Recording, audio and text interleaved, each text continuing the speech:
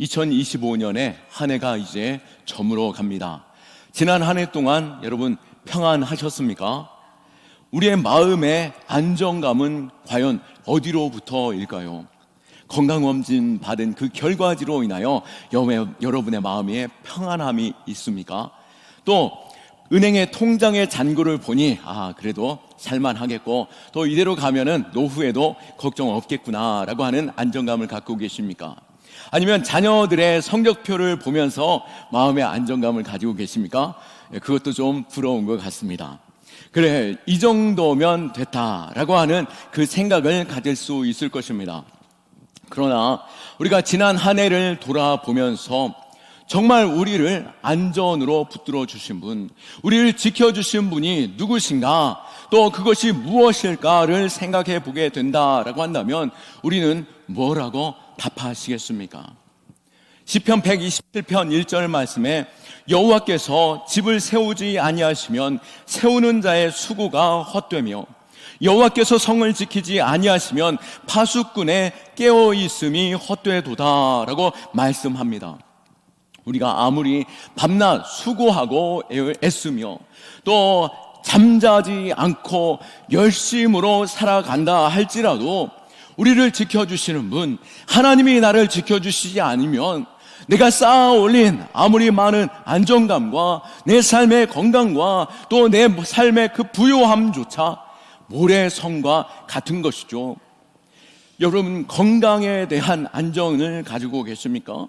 건강식품을 만들어 팔던 미국의 허벌라이프 창업자 마크 휴즈는 항상 건강하였고 또 자신의 건강뿐 아니라 300억짜리 자신의 자택에 살면서 삶의 안정감을 가지고 그것으로 착각하였습니다.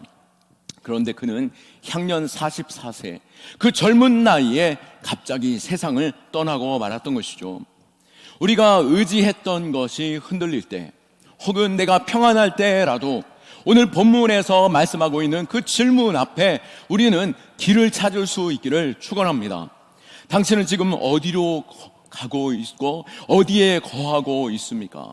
당신의 도움을 어디에서 찾고 있습니까? 우리의 이 질문에서 답을 찾을 수 있기를 축원합니다. 이 시편을 쓴 사람은 아무도 다윗 왕으로 우리는 생각할 수 있습니다. 그 소년 시절에 그는 들짐승들과 싸워 목숨 걸어 양을 지켜야 했고 또 골리앗이라는 그 거인과 전투할 수 있었습니다. 또 젊은 시절에 그는 사울 왕에게 쫓겨 광야로 피하여 다니기도 하였죠. 또 왕이 된 후에도 그의 아들 압살롬의 반역으로 인하여 죽을 위기와 왕궁에서부터 떠나는 그 상황 속에 놓이기도 했습니다. 그러면서 다윗은 지금껏 깨닫지 못했던 것, 놀라운 것을 발견하게 되었는데요. 다윗은 스스로에게 자신의 영혼에게 말씀하기도 하고 또 이 말씀을 듣는 자들을 향하여서도 말하고 있는데요. 1절 말씀에 지존자의 은밀한 곳에 거주하며 전능자의 그늘 안에 사는 자여 라고 고백하면서 자신의 참된 안식과 보호가 자신이 이러한 전능자와 지존자를 통하여서 은총을 받고 그의 보호 아래 있었음을 고백하고 선언하고 있는 것이죠. 그는 자신의 참된 안식과 평안이 어디로부터인지 깨달았습니다. 자신을 지키는 것은 왕궁도 아니고 그들의 잘 훈련된 군인들도 아니었으며 자신의 보좌도 아니었음을 깨달았죠. 그리고 그 두려움이 엄습하던 숲속에서도 캄캄한 밤의 광야에서도 사방의 적에 둘러싸임을 당한 그 상황 속에서도 그는 안연할 수 있었던 것, 평안할 수 있었던 것, 그곳이 가장 안전한 곳이라고 고백할 수 있었던 것은 바로 하나님의 날개의 그늘이 그곳에서도 자신을 안아주셨고 자신을 이끄시는 분이 하나님이심을 믿었기 때문인 것입니다. 다윗은 하나님을 지존자요 전능자로 부르고 있습니다. 하나님에게 있어서는 어떠한 힘도 어떠한 능력도 비교할 수 없는 전능자요 지존자이셨던 것이죠. 가장 높은 분이시요 모든 것 가능하신 분이었습니다. 동시에 그분을 어떻게 고백합니까? 2절에는 여호와로 고백하고 있습니다. 야훼, 여호와인 것이죠. 야훼 하나님, 스스로 있는 자의 하나님이신 것입니다. 스스로 계신 분, 스스로 계신다라고 하신 말씀은 과거에도 계셨고 현재에도 계시고 미래에도 계시는 동일한 하나님이십니다. 아브라함의 하나님, 이삭의 하나님, 야곱의 하나님, 그 기적의 이스라엘의 하나님이 지금 나의 하나님이신 줄 믿으시기 바랍니다. 하나님은 어제도 계셨고 오늘도 계시고 앞으로도 나와 함께 하시는 하나님이신 것이죠.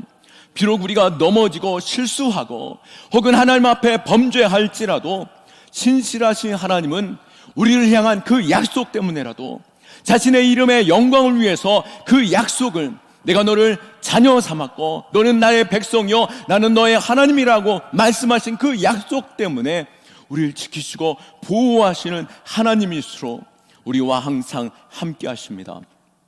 우리는 여전히 한 해 동안 헛된 것을 의지하고 있지는 않았습니까? 하지만 결국 우리를 붙드시는 분, 우리를 지켜주시는 분은 한 분 하나님이신 것이죠. 그렇게 다윗은 2절에 이렇게 고백합니다. 나는 여호와를 향하여 말하기를 그는 나의 피난처요 나의 요새요 내가 의뢰하는 하나님이시라. 깊은 숲속이나 거친 광야나 원수로부터 자신을 지켜주시는 분은 오직 한 분 하나님이시다라고 고백하고 있는 것이죠. 다윗은 다시 한번 내가 여호와만을 바라보고 의뢰합니다라고 고백하고 있는 것입니다. 신실하신 하나님은 과연 우리를 어떻게 지켜주실까요? 그 하나님이 나를 어떻게 지금까지 붙들어 주시고 어떻게 우리를 이끌어가고 계십니까? 3절 말씀에 이는 그가 너를 새 사냥꾼의 올무에서와 심한 전염병에서 건지실 것이미로다 라고 말씀합니다. 새 사냥꾼의 올무는 우리가 보지 못하고 예상하지 못했던 그 위험, 갑작스럽게 찾아온 그 위험을 말합니다. 그리고 심한 전염병은 내가 알고 있음에도 불구하고 점점 더 엄습해오고 내가 도저히 막을 수 없을 것 같은 그 두려움에 사로잡히는 재앙을 말하고 있죠. 그 가운데 하나님께서 건져내 주시고 지켜주실 것을 말씀합니다. 또 5절에서 6절 말씀에 볼 때 너는 밤에 찾아오는 공포와 낮에 날아드는 화살과 어두울 때 퍼지는 전염병과 밝을 때 닥쳐오는 재앙을 두려워하지 아니하리로다. 밤에도 낮에도 또 밝은 대낮에도 우리를 모든 위협 가운데에서 보호하여 주시는 분, 그분이 바로 하나님이심을 우리는 믿으시기 바라고 그 신실하신 하나님을 신뢰하며 주께로 나아갈 수 있기를 축원합니다. 이 재앙이 얼마나 힘있고 강력하던지 7절에는 1000명이 내 왼쪽에서 10,000명이 내 오른쪽에서 엎드려지나 어떻다고 말하고 있습니까? 이 재앙이 내게 가까이 하지 못하리로다. 자신의 영혼을 향하여 선언하고 그 백성들을 향하여 선언할 때 그 재앙은 우리를 가까이 하지 못하리로다. 왜요? 우리 하나님이 지켜주시기 때문입니다. 그렇다면 어떻게 이 위협과 공포에서 우리가 보호받을 수 있겠습니까? 하나님의 은혜와 사랑이 우리를 보호해 주시기 때문입니다. 4절 말씀에 그가 너를 그의 기치로 덮으시리니 내가 그의 날개 아래 피하리로다. 마치 어미새가 기치로 그 새끼 새들을 품는 것처럼 하나님의 우리를 향한 그 은혜의 날개 아래 우리를 품어주고 계시는 것이죠. 모든 상황 속에서 우리를 안아주시고 급히 달려와 그 새끼 새를 안는 것처럼 우리를 안아주시는 그 하나님의 날개 그늘 아래 참된 안식을 누릴 수 있기를 축원합니다. 뿐만 아니라 하나님은 4절 하반절 말씀에 그의 진실함은 방패와 손방패가 될지니라니 라고 말씀합니다. 하나님의 진실하심이란 단순히 우리를 불쌍히 여겨서 보호하심이 아니라 하나님이 자기 백성을 향한 그 약속의 이름 때문에 야훼라고 하시는 그 스스로 계신 자의 하나님께서 우리가 어떠한 상황에 있다 할지라도 혹 우리가 하나님 앞에서 연약함 속에 범죄할지라도 하나님께서는 우리를 불쌍히 여기시고 자신의 자녀를 품으시는 뿐만 아니라 자신의 그 약속 때문에 우리를 지켜주시는 그 진실하신 분, 그 신실하신 하나님의 약속을 믿을 수 있기를 축원하며 방패 그 몸 전체를 보호하여 주시고 손방패 근접한 곳에서 끊임없이 우리를 보호하여 주시는 하나님의 그 사랑, 그 보호하심, 내가 죽어도 너를 보호하리라 라고 하시는 그 약속으로 우리를 붙들어 주시는 하나님을 신뢰할 수 있기를 축원합니다. 생각해 보십시오. 우리가 이 한 해를 무사히 보낸 것, 그것이 우연이겠습니까? 운이 좋았습니까? 정말 내가 그만한 능력이 있고 그만큼 내가 잘해서 우리가 이 자리에 있습니까? 아니요. 제 자신만 뒤돌아 보아도 나를 보호하여 주시고 나를 지켜주시고 나를 이끌어 주시는 하나님의 은혜가 아니었다면 한시도 나는 떳떳하게 설 수 없고 보호함을 받을 수 없었던 것이죠. 하나님의 은혜의 날개 그늘 아래 품어주시고 우리를 불쌍히 여기시며 하나님의 그 약속 때문에 하나님께서 우리를 세워주심을 믿고 하나님께로 피하는 자 될 수 있기를 축원합니다. 그렇다면 우리는 어떻게 하나님께로 피할 수 있습니까? 먼저는 말 그대로 주 안에 거하는 삶입니다. 1절 말씀에 지존자의 은밀한 곳에 거주하며 전능자의 그늘 아래 사는 자여 라고 말씀하고 있는데요, 거주한다라고 하는 것은 일시적으로 방문하는 것, 급해서 내가 잠깐 피했다가 나오는 것을 말하고 있는 것이 아닙니다. 거주한다라고 하는 것은 머무는 것이죠.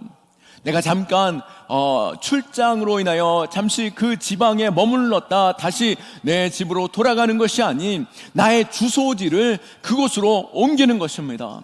내 삶의 거처, 내 마음의 고향, 내 마음의 안식처, 내 삶의 모든 것을 그곳에 머물러 두는 것을 거주한다라고 말씀하고 있는 것이죠. 우리가 주 안에 거주하는 자, 주님께로 내 주소지를 옮기는 자 될 수 있기를 축원합니다. 인천에 보면 주안동이라고 하는 동이 있습니다. 주안이라고 하는 동네가 있는데요, 그 지역에 주안장로교회라는 곳이 있습니다. 많은 분들이 알고 계실 것입니다. 큰 교회인데요, 그 주안장로교회 이름이 얼마나 좋습니까? 그 동네의 이름 자체도 주안이고, 또 주안장로교회 할 때 주안이라는 것은 또 무엇을 의미하겠습니까? 주님 안에 있다라고 하는 것이죠. 주님 안에 있는 우리 공동체인 것이죠. 마찬가지로 우리 주소지도 주 안으로 옮겨서 내가 주 안에 있습니다, 내 주소는 주님의 품입니다 라고 하며 날마다 주님께로 날려가고, 아침에 나왔다가 결국에 저녁에 피곤한 몸을 지친 몸으로 밖에 머무는 것이 아니라 집으로 돌아가는 것처럼 날마다 주님께로 돌아가 그곳에서 거주하고 하나님의 위로 가운데, 하나님의 임재하신 가운데 새 힘을 얻을 수 있기를 축원합니다. 단순히 주 안에 주님의 주소는 한 곳만 머물러 계시는 분이 아닙니다. 주님은 날마다 우리와 함께 계시고 또 우리와 동행하시는 분이신데요, 우리가 요셉을 잘 알고 계실 것입니다. 요셉은 어릴 때 형들의 질투로 말미암아 그의 사랑하는 아버지로부터 분리되어 애굽의 종으로 팔려가게 되었습니다. 얼마나 홀로 외롭고 고독하며 두려움 가운데 있었겠습니까? 그는 사랑하는 아버지 야곱뿐만 아니라 아브라함의 하나님, 이삭의 하나님, 야곱의 하나님, 그 조상의 하나님으로부터도 분리된 것과 같은, 자신의 고향을 떠나 있기에 분리된 것과 같은 그 마음을 느낄 수도 있었을 것입니다. 마치 그럴 것이 아브라함과 이삭과 야곱에게는 하나님이 이르시되 라고 하는 말씀과 함께 하나님이 찾아주셨던 것이죠. 그런데 요셉의 일생에는 하나님이 이르시되 라고 하는 그 문장이 전혀 없는 것입니다. 그럼에도 불구하고 요셉은 어땠습니까? 항상 하나님이 함께 하시는 것과 같은 삶을 살았습니다. 그럼에도 요셉은 하나님의 임재를 고백하는 삶을 살았는데요, 그가 애굽의 종으로 팔려갔을 때 창세기 39장 2절 말씀에 여호와께서 요셉과 함께 하심으로 그가 형통한 자가 되어라고 말씀합니다.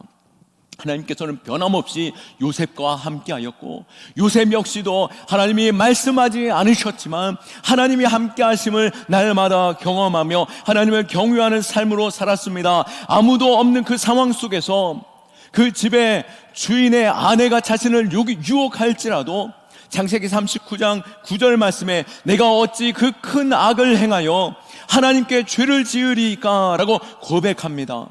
또 창세기 39장 21절에는 감옥에서 그가 머물러 있을 때조차도 여호와께서 요셉과 함께 하시고 라고 고백하며 함께 하심을 고백하고 있고, 창세기 41장 16절 말씀에 그가 총리의 자리에 있음에도 하나님이 평안한 대답을 하시리라 라고 고백하며 하나님이 그와 함께 하시고 그를 이끌어 오셨으며 또 그렇게 말씀하실 것에 대한 믿음이 있었습니다.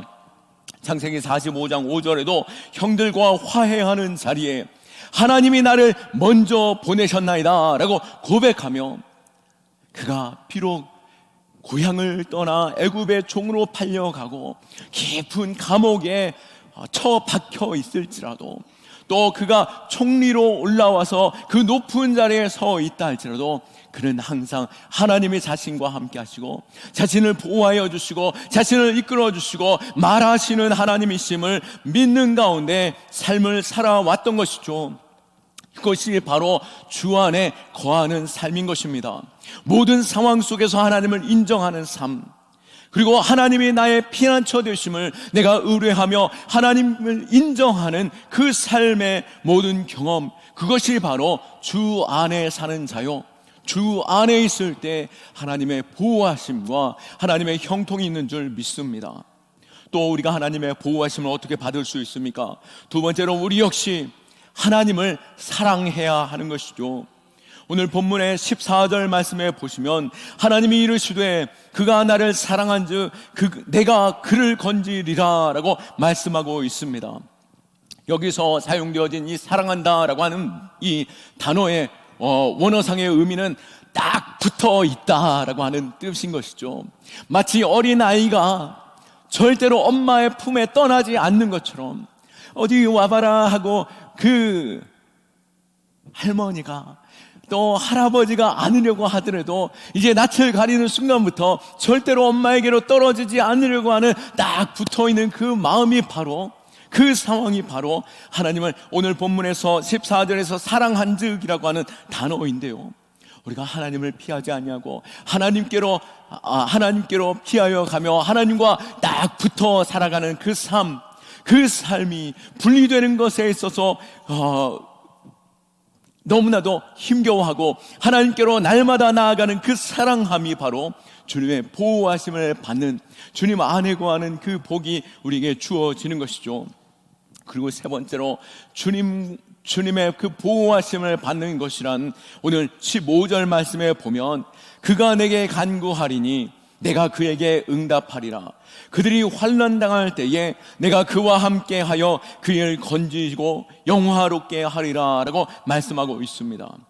하나님과 깊은 교제 가운데 나아가는 것, 간구한다라고 하는 말씀은 일시적으로 도움을 구하는 것이 아닙니다. 저 좀 살려주세요 순간적으로 도움을 요청하는 것이 아니라 이전에도 그랬고 현재에도 그렇고 이후에도 그러며 내가 변함없이 하나님께로 구하는, 간구하며 나아가는 그 삶이 바로 간구하는 기도, 쉬지 않고 기도하는 것, 날마다 주님과 동행하며 주님과 교제하는 그 삶이 바로 하나님의 도우심, 하나님의 보호하심, 하나님께 힘을 얻는 자리인 줄 믿으시기 바라고, 기도는 하나님을 신뢰하는 가장 구체적인 하나님께로 향한 표현이며 뿐만 아니라 기도는 하나님의 임재를 경험하는 가장 친밀한 통로가 되는 것입니다. 그러기에 우리가 기도하는 가운데 하나님 앞에 내가 간구하고 또 하나님을 경험하는 귀한 통로 될 수 있기를 축원합니다. 2025년을 마무리하며 2026년을 준비하고 있습니다. 우리의 마음이 주님께로 피하여 가고 또 주님의 그 도우심과 또 주님과의 그 친밀함 가운데 보호하심을 얻을 수 있기를 원하는데요, 말씀을 정리할 때에 2차 세계대전 당시에 나치 수용소에 끌려갔던 네덜란드 코리 텐 붐이라고 하는 여인이 있었습니다. 그 여인이 언니와 함께 그 수용소에 끌려갔을 때, 언니, 과연 우리가 여기서 잘 살아낼 수 있을까? 이곳에서 우리는 어떻게 살아야 할까? 라고 물었을 때 언니가 대답합니다. 주님이 이곳에서도 함께 하시니 주님과 함께하는 그곳이 가장 안전한 곳이란다 라고 하는 어린 코린템 붐에게 말함으로 인하여 그가 하나님의 임재를 날마다 경험하고 하나님 안에서 살아감으로 인하여 그 수용소 안에서도 하나님의 보호하심을 받으며 이후에 하나님의 그 보호하심을 고백하며 책을 쓰며 많은 사람들에게 감동이 되었는데요, 오늘 15절 말씀에 그가 내게 간구하리니 내가 그에게 응답하리라. 그들이 환난 당할 때에 내가 그와 함께하여 그를 건지고 영화롭게 하리라 라고 말씀하신 것처럼 하나님은 우리의 고난을 없애주시는 분이 아닙니다. 우리에게 고난을 없애주겠다라고 약속하신 분이 아니시죠. 하나님의 약속은 무엇입니까? 대신 모든 환난 가운데 내가 함께하겠다. 하나님이 함께 하실 때 더 이상 아무리 큰 산이라 할지라도 아무리 강한 대적이라 할지라도 그것은 아무것도 아니며 평지에 불과한 것이죠. 다시 한번 요셉을 생각해 볼 때 그는 노예로 팔려가고 또 억울하게 감옥에 갇혀 있지만 분명히 그가 고백하는 것은 여호와께서 요셉과 함께 하셨다라고 하시는 이 말씀들이 계속적으로 있는 그 고백과 같이 요셉이 하나님을 경험하고 하나님의 임재를 누리고 또 함께 하심으로 말미암아 그가 평안을 갖고 또 형통을 누릴 수 있는 그 삶으로 살아갔던 것처럼 우리가 2025년을 마지막하는 이 고백의 주간, 우리가 지난 한 해 동안 보호하여 주시고 우리를 이끌어 주신 분, 그 하나님이 2026년에도 함께 하실 것을 믿고 더욱더 주 안에 살아가며 주께로 도우심을 얻고 그리고 주님 친밀함 속에서 날마다 기도하며 주님을 더욱더 가까이 하는 저와 여러분 다 될 수 있기를 예수 그리스도의 이름으로 축원합니다. 아멘. 우리 하나님께 영광의 박수 올려드리겠습니다. 우리 자리에서 일어나셔서 함께 결단하며 찬양하는 시간 갖겠습니다.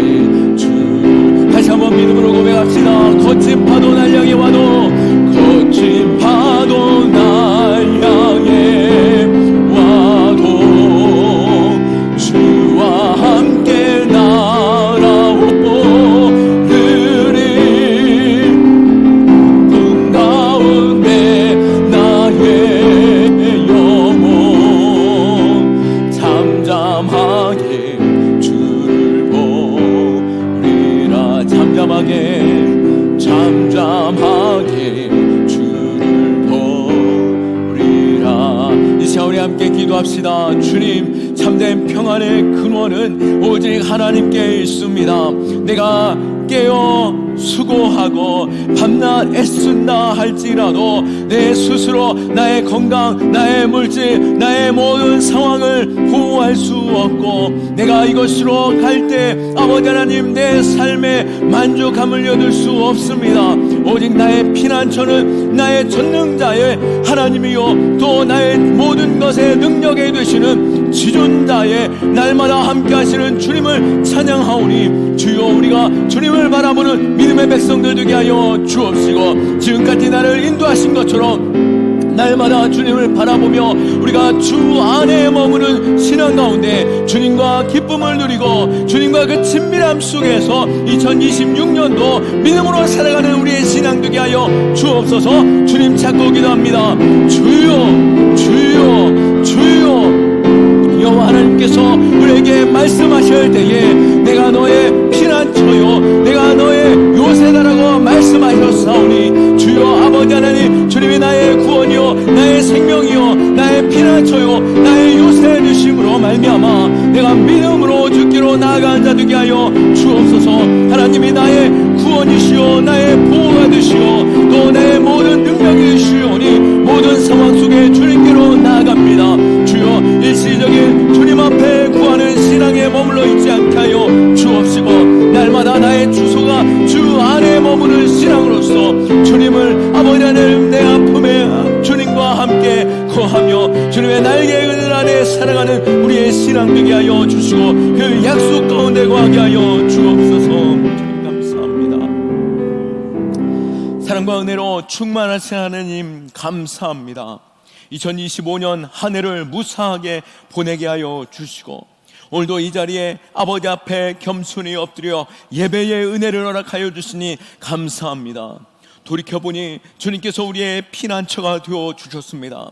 날개 아래 품어주시고 방패되어 주심으로 우리를 보호하여 주셨사오니, 주여 모든 환난 중에 함께하신 주님을 우리가 찬양하오며 또 우리를 건져주신 하나님을 겸손히 바라봅니다. 주여 주님만을 의지하는 우리의 신앙, 잠시 이곳에 머물러 있는 동안이 아니라 내 모든 삶의 고백이 되게 하여 주옵시고, 내 마치 주소지가 주님 안에 있는 것처럼 모든 상황 속에 주께로 피하여 나아가는 우리의 신앙 되게 하여 주옵소서.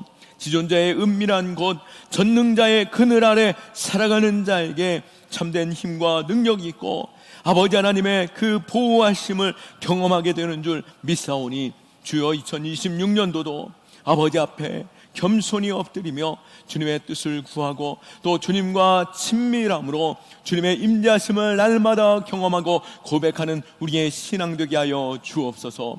우리를 통하여 주님만 영광 받으심을 믿사오고, 지금은 우리 주 예수 그리스도의 그 크신 은혜와 하나님 아버지의 크신 사랑과 성령님의 감화, 감동, 교통하심의 역사가 겸손히 주님 앞에 나아가며 주께로 피하기로 고백하고 주님께만 안정감을 두는 이곳에 모인 한 사람 한 사람 머리머리 위에와 믿음의 발걸음과 가정 위에, 피로 세우신 교회 위에 이제로부터 영원토록 항상 함께 있을지어다. 아멘.